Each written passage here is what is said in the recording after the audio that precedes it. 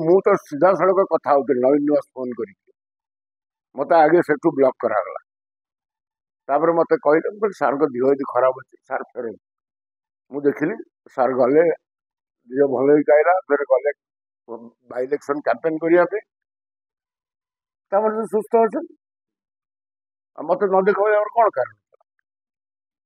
ନବୀନ ବାବୁ ମୋ ସବୁବେଳେ ଦେଖା କରିବାକୁ ଚାହାନ୍ତି, ମତେ ବହୁତ ଭଲ ପାଆନ୍ତି, କିନ୍ତୁ ଭୈରବ ଗୋଟେ ଛାଡିକି ଯାଇଛନ୍ତି ତାଙ୍କର ପାଲତୁ ଅଦିତ୍ୟ ମହାପାତ୍ର।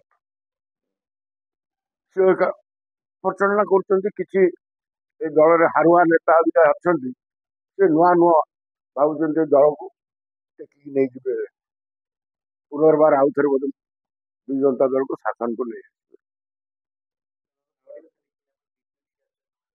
କେହି ନାହାନ୍ତି। ଯୋଉମାନେ ଆଜି ବିଜୁ ଲିଡରସିପ ଥିଲେ ତାଙ୍କ ପୋଜିସନ କଣ ଏ ଦଳ, ତାଙ୍କ ଦଳର କଣ ପୋଜିସନ ଆପଣ ମାନେ ଜାଣିଛନ୍ତି, ମତେ ନା ନେବାର ଆବଶ୍ୟକ ନାହିଁ।